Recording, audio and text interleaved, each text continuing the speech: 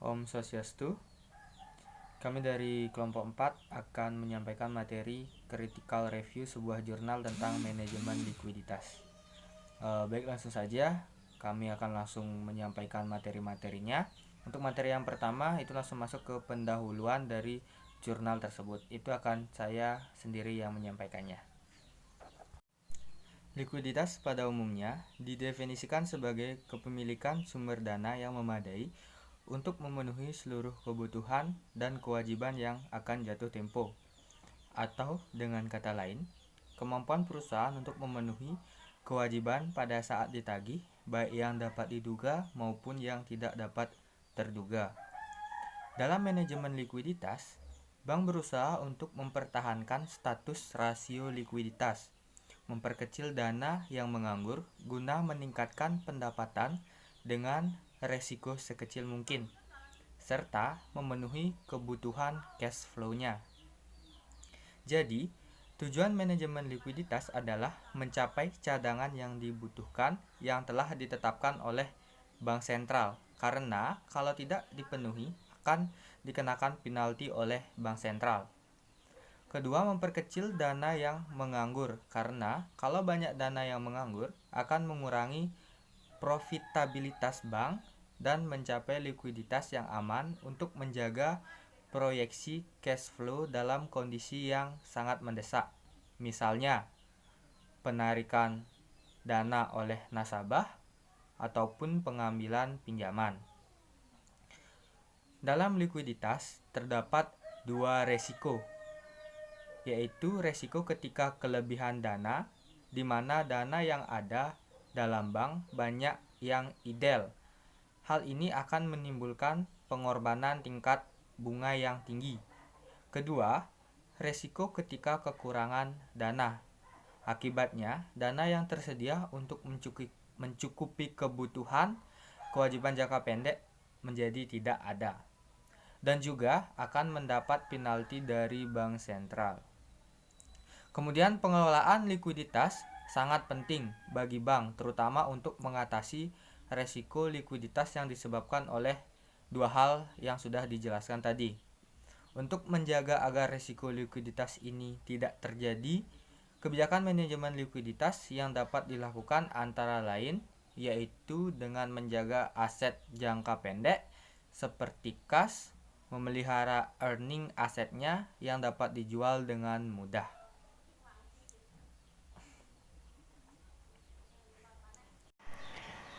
Baik, di sini saya Made Ani Mulyani, nomor NIM 18011087. Di sini saya akan memaparkan tentang definisi likuiditas, yaitu definisi likuiditas adalah kemampuan bank untuk memenuhi kewajiban finansialnya yang akan jatuh tempo.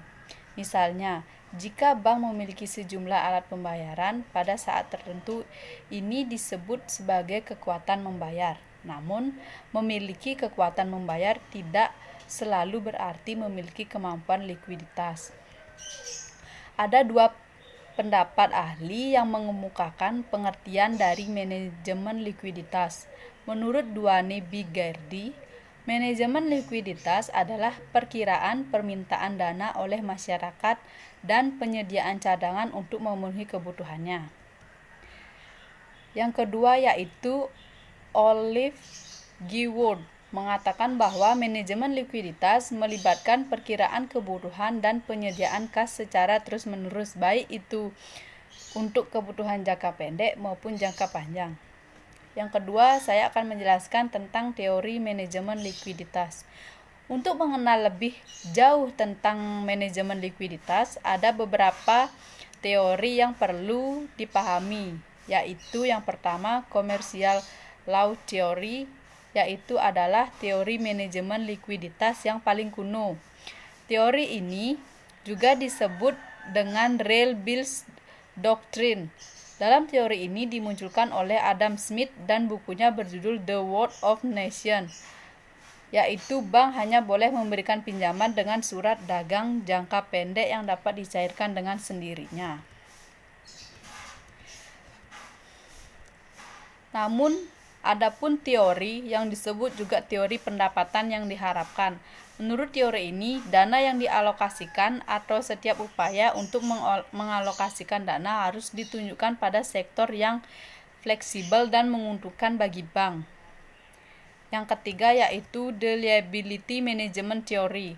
Menurut teori ini, yaitu bank harus dapat mengelola pasifannya sehingga dapat menjadi sumber dari likuiditasnya. Om Swastiastu. Perkenalkan, nama saya I Gusti Ngurah Kadaryanadi Adiputra, NIM 180111094. Baik, di sini saya akan melanjutkan materi yaitu tentang tujuan manajemen likuiditas.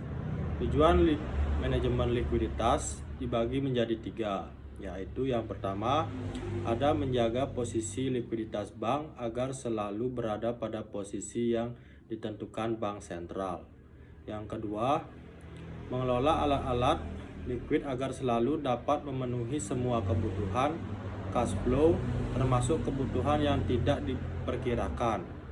Yang ketiga, ada sedapat mungkin memperkecil adanya idle fund. Baik, yang selanjutnya ada strategi mengamankan likuiditas. Dalam rangka menjaga posisi likuiditas dan proyeksi cash flow agar selalu berada dalam posisi aman, terutama dalam kondisi tingkat bunga berfluktuasi.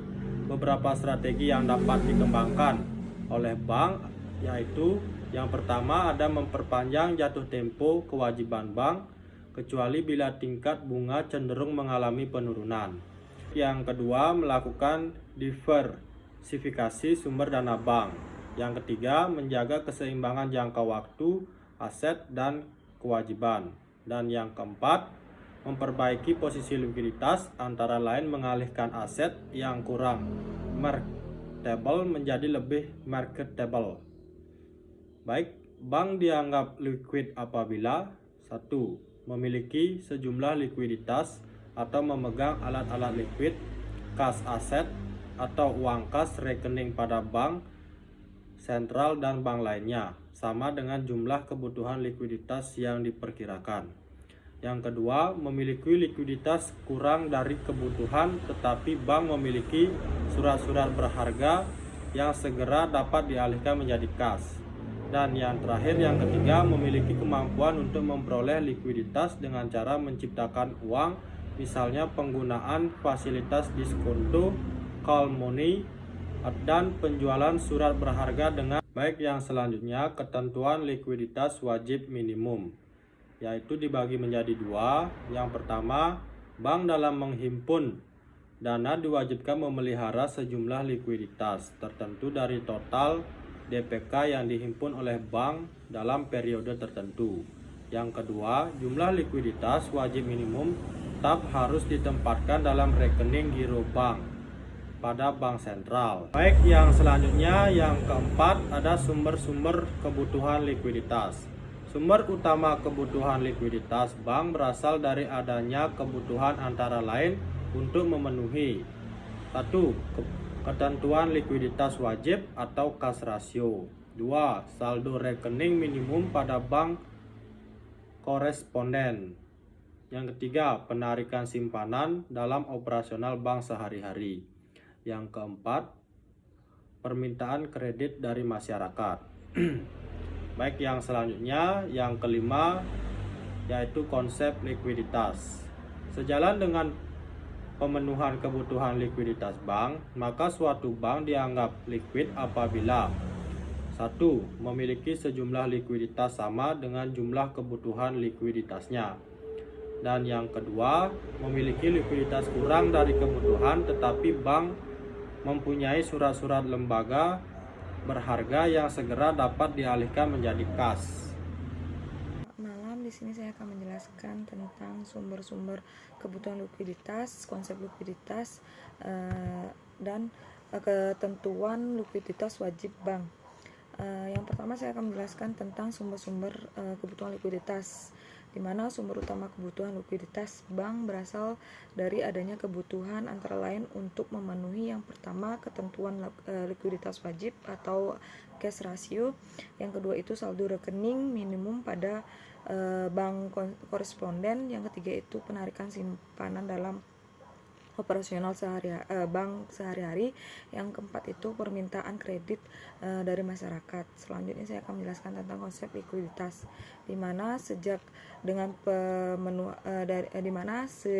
dengan pemenuhan kebutuhan likuiditas bank, maka suatu bank dianggap likuiditas apabila yang pertama memiliki sejumlah likuiditas sama dengan jumlah kebutuhan likuiditasnya. Yang kedua itu memiliki likuiditas kurang dari kebutuhan, tetapi bank mempunyai aset-aset atau surat-surat berharga yang segera dapat dialihkan menjadi kas. Yang ketiga itu memiliki kemampuan untuk memperoleh likuiditas dengan cara menciptakan uang.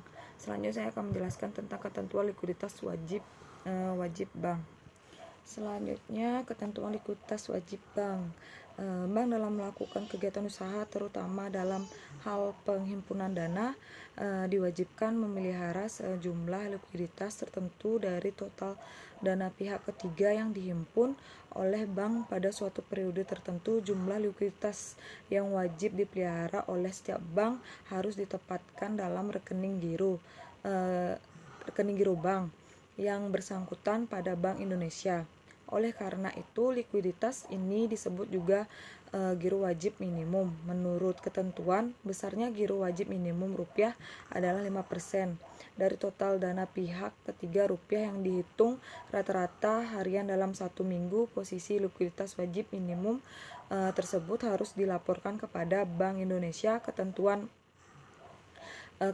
giro wajib minimum dapat dibedakan dalam dua kategori perhitungan, yaitu giro wajib dalam rupiah dan valuta asing, yang besarnya 3% dari dana pihak ketiga dalam falas. Selanjutnya, ketentuan pelaporan likuiditas wajib dalam valuta asing hanya berlaku bagi bank-bank yang telah memperoleh izin sebagai bank devisa, sedangkan pelaporan likuiditas wajib dalam rupiah berlaku bagi bank devisa maupun bukan bank devisa, termasuk bank pekreditan rakyat. Selanjutnya saya akan menjelaskan tentang critical review, di mana secara umum tujuan yang ingin dicapai oleh penulis jurnal telah tercapai, yaitu memaparkan materi tentang manajemen likuiditas. Dilihat dari isinya, jurnal tersebut memberikan beberapa materi mengenai teori likuiditas, tujuan likuiditas, strategi mengamankan likuiditas sebuah bank, sumber-sumber likuiditas, konsep hingga ketentuan likuiditas bagi sebuah bank. Di mana dalam penyampaian materinya dengan cukup singkat, padat dan jelas, tidak berbelit-belit, namun sangat efektif dan efisien. Jadi secara keseluruhan jurnal tersebut sudah cukup efektif dan efisien dalam memberikan penjelasan materi manajemen likuiditas. Terima kasih. Sebagai bank devisa, sedangkan pelaporan likuiditas wajib dalam rupiah berlaku bagi bank devisa maupun bukan bank devisa, termasuk bank pekreditan rakyat. Selanjutnya saya akan menjelaskan tentang critical review, di mana secara umum tujuan yang ingin dicapai oleh penulis jurnal telah tercapai, yaitu memaparkan materi tentang manajemen likuiditas. Dilihat dari isinya, jurnal tersebut memberikan beberapa materi mengenai teori likuiditas, tujuan likuiditas, strategi mengamankan likuiditas sebuah bank, sumber-sumber likuiditas, konsep hingga ketentuan likuiditas bagi sebuah bank. Di mana dalam penyampaian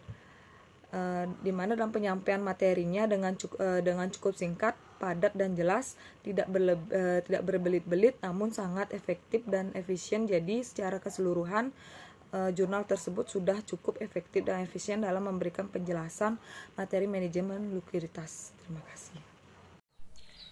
Baik, untuk kali ini saya akan menyampaikan materi tentang hasil critical review tentang jurnal yang sudah kami review beserta rekomendasi dan saran. Baik, untuk critical review tentang jurnal yang terkait, secara umum tujuan yang ingin dicapai oleh penulis jurnal yaitu telah tercapai dengan memaparkan materi tentang manajemen likuiditas.